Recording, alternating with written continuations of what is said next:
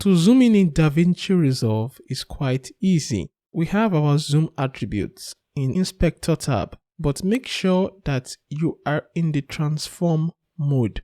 To zoom in, all you need to do is to carry your mouse towards the zoom attribute, left click and drag. Naturally, the X and Y axis will move together if they are linked. To make sure they are linked, make sure that the middle link icon is selected. Now we can zoom in, and that is it. But there are some extra features.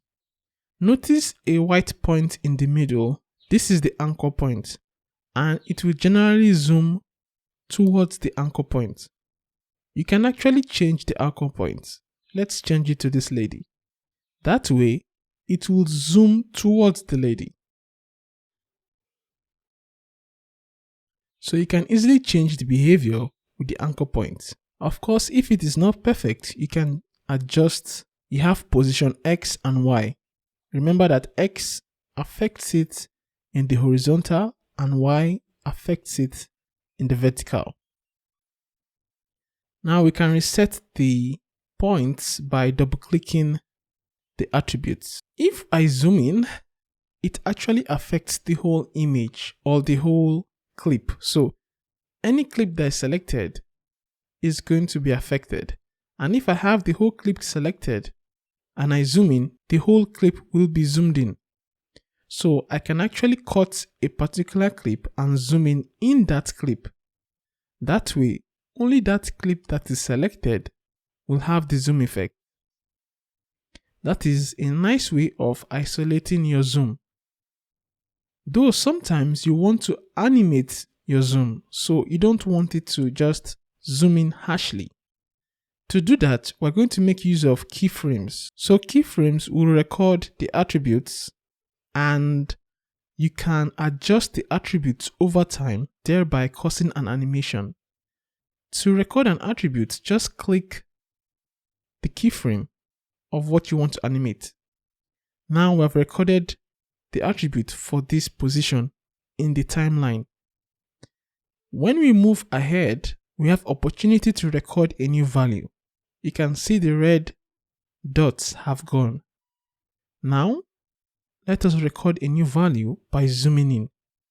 So this is different from the old value, and in the gap between the new and old value, there will be an animation from the old value to the new value. That way, it will not just jump to the new value. There will be a smooth animation from the old value to the new value. We can go ahead to move ahead a little bit again and record the new value. The purpose of this is to tell Davinci that I am still interested in holding this position. Don't change it. Now, after some time, we go ahead and reset it. So because there is a difference between this reset position and the new value, there will be an animation zoom in and animation zoom out. You can click this icon to show the animation or the representation of what is happening. Of course, you don't need to crack your head about what is going on here, but you can see there are 4 dots. The first dot is the initial position. The second is the zoom in. The third is the reminder that we are still interested in holding that position. And the fourth is the zoom out.